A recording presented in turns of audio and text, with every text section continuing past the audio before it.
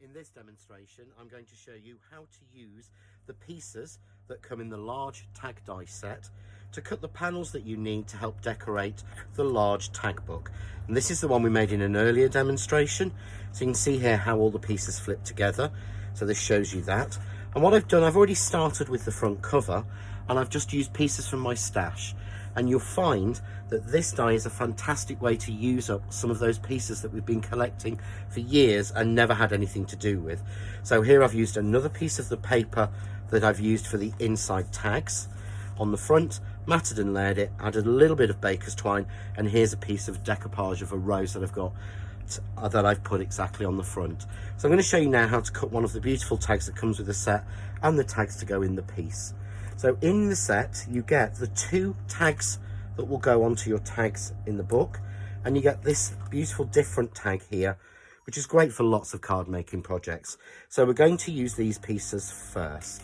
I'm going to move that out of the way, and I'm just going to bring in a piece of card here. So what I've done here is this is a piece of the paper left over from cutting the main section. So for this I'm going to use the two tags, and again these tags are very simple shapes, so you can cut up to 3 layers of card or paper with these depending on the weight, and you'll find one is plain and one is stitched, so I've taped those down. And then for the intricate tag I'm going to cut out the background using this floral paper, so that's the first die, and we'll tape that down.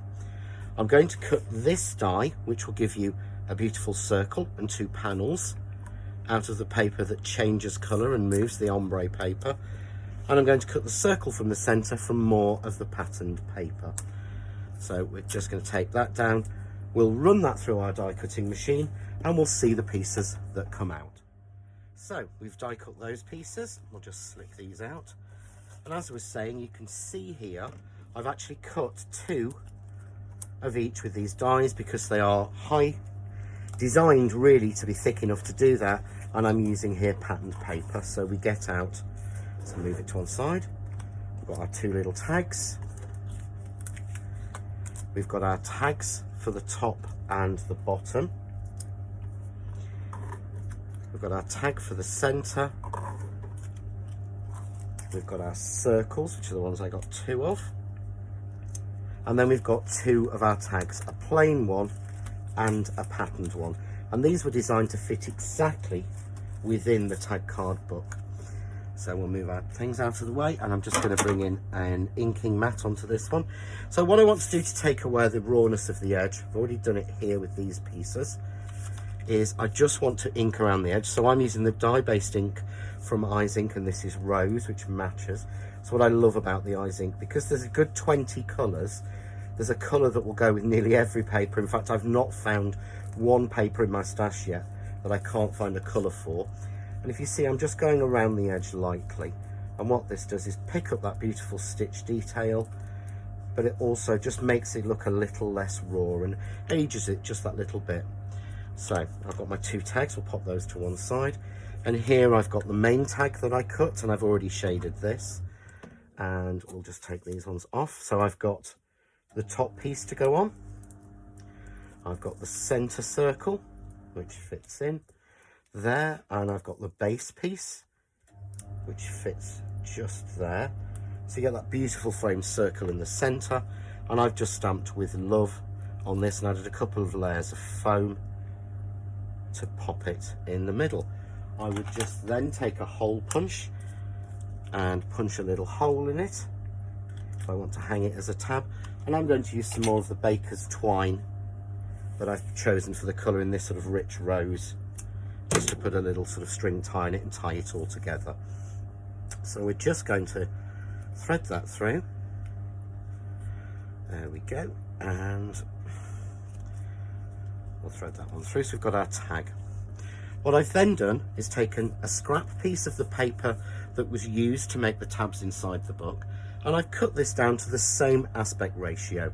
And you will find if you've got the press cut rectangles, they fit exactly with this card, so the sizes are exactly the same.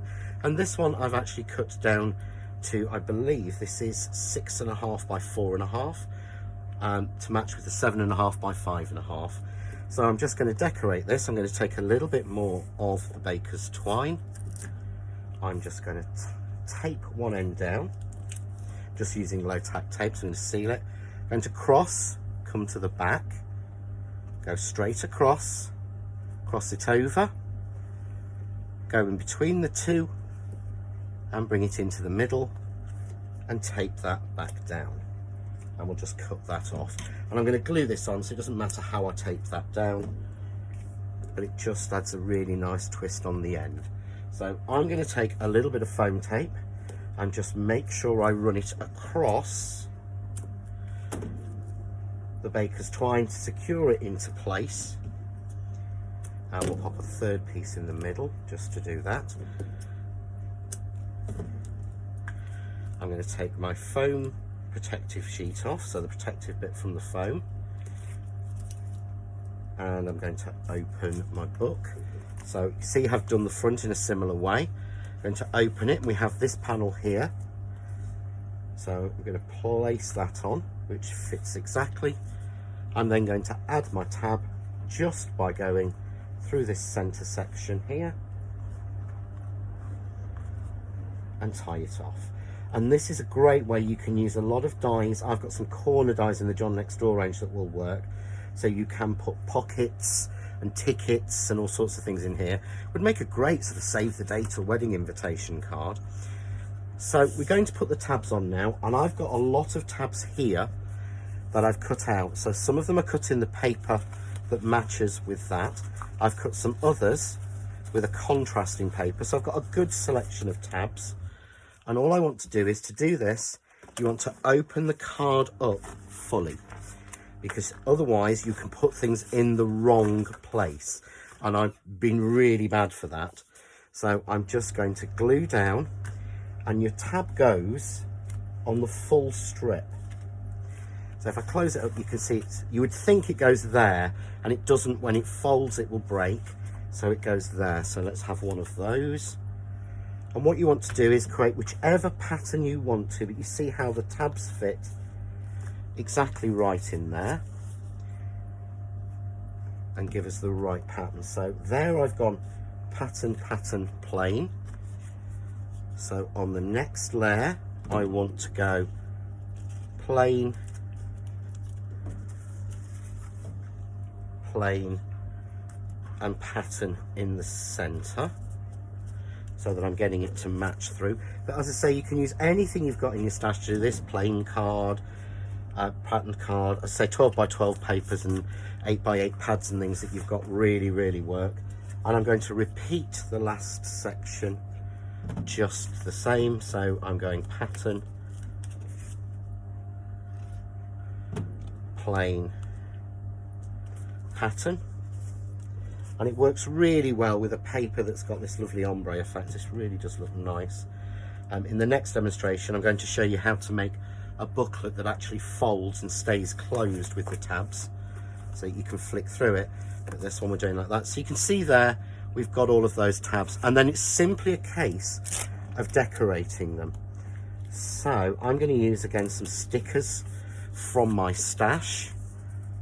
So I've got some really nice stickers and pieces like that. These are beautiful little fans. So you can decorate this however you want to and just really have fun and go to town with it. I'm going to put another back cover piece in. Carry on moving pieces in. You could put photographs in here, you can click them to size. I love this one, you make me happy. And use all the different pieces that you've got, all the different tabs. Here I've got a little bit of foam on it, and because the back isn't actually stuck together, you can use 3D elements in here really simply, because it won't actually bulk it out too much. What's this one? And all you've got to make sure is that nothing that's on any of these pieces will touch or is longer or goes over the other lines. So it's really simple and a great way to do it. So that one, if you can see there, if I put that there, it's going to get stuck in with those two. So I can simply, if I pop it at an angle there, it means that it will close. And you can carry on decorating that using all the things that you've got in your stash. But when you fold it up, each one folds up. So we've got a nice, simple, flat, closed card or book. But when we open it, you've got all your different messages and things inside. Absolutely love playing with these, and I found the more as I started playing with it, I'm just making more and more and more of them. So go through your stash, see what you've got, get your beautiful 2J stamps out and things and coloured images, and really go to town on decorating these. They're so much fun to do.